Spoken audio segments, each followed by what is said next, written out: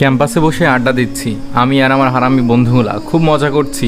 এক বন্ধু বলল, মামা এইভাবে বসে থাকতে আর ভালো লাগছে না, চল এবার একটা গেম খেলি। কি গেম মামা? চল দোস্ত, গানের কলি খেলি। মামা চল। প্রথমে নাজমুল শুরু করলো, তারপর রাফির পালা। রাফি শেষ করলো আর আমাকে গান গাইতে হবে ও দিয়ে। মাথায় তো কোনো গান আসছে না, কি যে করি কিছুই মাথায় আসছে না, কিন্তু একটা গান তো গাইতেই হবে, না হলে তো মান সম্মান থাকবে না। আমি শুরু করলাম, ও মাইয়া তুই সুন্দরী তোরে লাগছে আমার ভালো, তুই আন্ধার রাইতের আলো, ও মাইয়া হবি আমার বউ, যা চাইবি তাই পাবি, স্নো মেকআপ পাউডার লালা লালা লুলু লুলু প্যাপা পুপু। ভাই গান তো শেষ করতে পারলাম না, কিন্তু আমার যে পরিস্থিতি তাতে আমার মনে হচ্ছে আমি শেষ হয়ে যাব, বুঝেন নাই? আরে একটা মেয়ে এসে আমার গলা ধরেছে, উফ লাগছে তো, ছাড়ুন আমায়। আর আপনি কে আমাকে এভাবে ধরেছেন? আরে ওকে ওইভাবে ধরেছেন কেন? ছাড়ুন ওকে। ছাড়বো মানে? এইসব ছেলেদের উচিত শাস্তি দেওয়া উচিত। কি করেছি আমি, হ্যাঁ, যে এইভাবে আমাকে ধরে রেখেছেন? মনে হচ্ছে আমি চোর আর আমি আপনার কোনো কিছু চুরি করেছি, তাই এমনভাবে ধরে রেখেছেন? কি করেছো বাবু সোনা তুমি জানো না? হাই হাই, এই মাইয়া আমারে বাবু সোনা বলে কেন? কোনো দিন তো কোনো মাইয়া ভুলেও এই কথা আমারে বললো না। খুব আনন্দ হচ্ছে, আমার লুঙ্গি ডান্স দিতে ইচ্ছা করছে, কিন্তু আমি সেটা না করে প্রশ্নের উত্তর দিলাম, না গো আমি কিছু জানি না। বলে দিবে কেন আমাকে এইভাবে ধরেছো? ভালোই করেছি, কোনো মেয়ে দেখলে তাকে টিচ করা হয় তাই না? তোদের মতো বখাটে ছেলেদের জন্য আজ আমাদের মতো মেয়েদের কোনো নিরাপত্তা নেই। দেখুন আপনি কিন্তু আমাকে অপমান করছেন। আপনি আমাকে বখাটে বলছেন কেন? আর আমি কি করেছি শুনি? তুই আমাকে দেখে গান গাইলি কেন? আবার বলে তোর বউ হতে। তোর মতো বখাটে ছেলের বউ আমি কোনোদিন হব না। আপনাকে বউ করছে কে? আর আমি আপনাকে দেখে গান গাইনি, বুঝেছেন? আমরা তো গানের কলি খেলছিলাম। চুপ থাক, একদম নাটক করবি না। তোদের মতো ছেলেদের আমার হাড়ে হাড়ে চেনা আছে, শালা বখাটে। ওই আপনি আমাকে বকা দিচ্ছেন কেন? না বাবু, তোমাকে বকা দিব না, তোমাকে কিস দিব।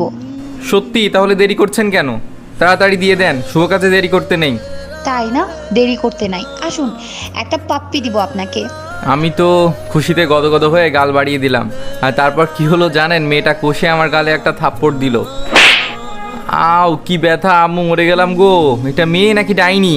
চুপ, একদম কথা বলবি না ফাজিল ছেলে। আর যদি কোনোদিন আমাকে দেখে এইভাবে গান গেয়েছিস তাহলে তোর খবর আছে, এই বলে দিলাম।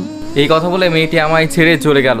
আমি তো একদিকে বাঁচলাম, কিন্তু গাল খুব ব্যথা করছে। আর রাফি বলল, মামা আরও গাইবা উল্টাপাল্টা গান, এবার বুঝো মজা। ওই আমি কি জানতাম এত কিছু হয়ে যাবে? আমার মাথায় কোনো গান আসছিল না, তাই তো গাইলাম, কে জানতো। উফ আম্মু। এখন আম্মু আম্মু করতেছো কেন? বউ বানাবে না মামা? বানাবো। আচ্ছা মামা, এই মেয়ের নাম কি, কোন ইয়ারে পড়ে কিছু জানিস? আমার যতদূর মনে পড়ে আমি এর আগে এই মেয়েকে কোনোদিন দেখি নাই। আমি তো দেখি নাই। মামা একটু খোঁজ নে না, কে এই গুন্ডি মাইয়া এভাবে আমাকে মেরে চলে গেল? আমার কি কোনো দোষ ছিল? আমি তো জাস্ট গান গাইলাম, তাও নিজের মতো করে, আর তার জন্য আমাকে এত কিছু বলা? ফাজিল মাইয়া। সরি, ওটা মাইয়া না, ওটা মনে হয় মেয়েরূপী কোনো ছেলে হবে। যদি তাই না হতো তাহলে আমাকে এত জোরে মারতে পারতো? বাবা খুব শক্তি, আমি তো ভয় পেয়ে গিয়েছিলাম, না জানি আরও কত কিছু করে, কিন্তু ভাগ্য ভালো, অল্পতেই সব মিটে গেল। তখন নাজমুল বলল, বেটা, মেয়ে মানুষ যখন কথা বলে তখন চুপ থাকবি। আরে তুই চুপ থাক শালা গ্রেট লুচ্চা। প্লিজ লুচ্চা ভাই আমাকে একটু এই মেয়ের সম্পর্কে সব কিছু বিস্তারিত এনে দে। আমি তো এই মেয়েকে দেখে নিবই, আমাকে এইভাবে চড় মারা। এখন বাঘ খেপেছে। যখন মেয়েটা কথা বলল তখন তো একটাও কথা বলার সাহস ছিল না, ভয় তো চুপসে গেছিলি, আর এখন আসছো এত কথা বলতে। দেখ আমি মেয়েদের সম্মান করি বলে কিছু বলি নাই। আসছে আমার সম্মানের গুরু, উনি নাকি সবাইরে সম্মান দিয়ে চলে। এসবের মধ্যে ক্লাসের বেল বেজে গেল, আমরা সবাই ক্লাসে গেলাম। কিছুক্ষণ পর ম্যাম আসলো।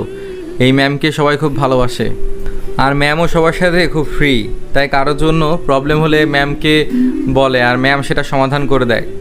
এই ম্যামের জন্য অনেক ছেলে আজ তার প্রিয় সঙ্গীকে নিজের করে পেয়েছে। মানে যখনও কোনো ছেলের কোনো মেয়েকে পছন্দ হতো কিন্তু মেয়েটিকে বলতে পারতো না, তখন ম্যামকে বলতো আর ম্যাম মেয়েটিকে বলতো, আর যেভাবেই পারুক না কেন মেয়েটিকে রাজি করাতো। আর এই জন্য এই ম্যামকে সবাই এত ভালোবাসে। ম্যাম আমাকেও অনেক ভালোবাসে, বলতে গেলে ক্লাসের সবার থেকে একটু বেশি ভালোবাসে আমাকে। ম্যাম আমাকে তার নিজের ছেলের মতো দেখে, আর আমিও ম্যামকে অনেক সম্মান করি। ম্যাম ক্লাসে এসে বলল, good morning student. Good morning ma'am.